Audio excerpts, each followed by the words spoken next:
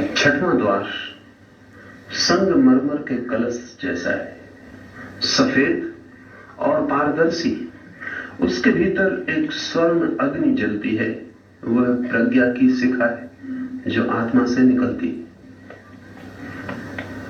वीर्य मुक्त हो जाए काम केंद्र से तो ध्यान बनना शुरू हो जाता है।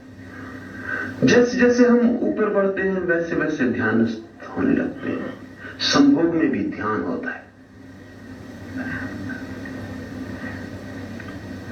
शायद इसीलिए हमारे मन में संभोग की इतनी प्रबल आकांक्षा है। वो ध्यान की ही खोज है, पर हमें और कुछ पता नहीं, इसलिए पहले ही द्वार को हम सब कुछ समझ लेते हैं।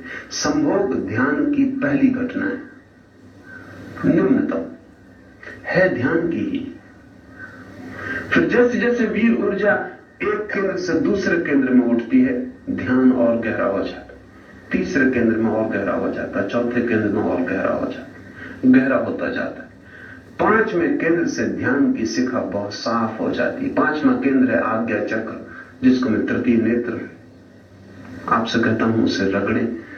वो पांचवा केंद्र, वहां जब ध्यान की काम की ऊर्जा वहां पहुंचती है तो बड़ा उज्जवल ध्यान होने लगता है।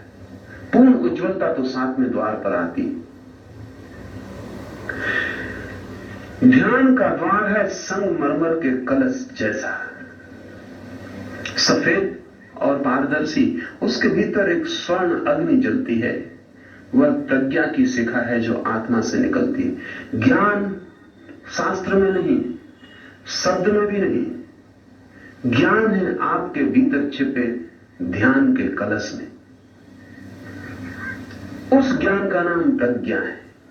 वो जो शिखा भीतर जल रही है ध्यान के कलश में, और ध्यान पारदर्शी कलश है, शुभ्र संगमरमर का।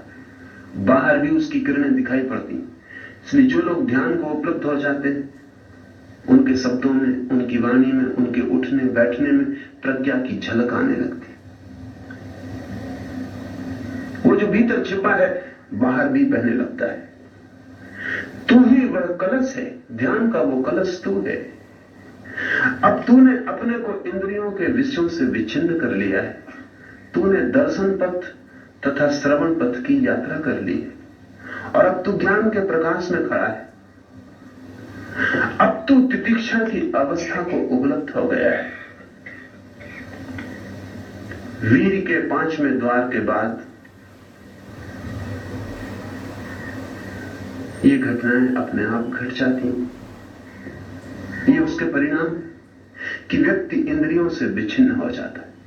इंद्रियों से हमारा जोड़ संभोग की आकांक्षा के कारण, काम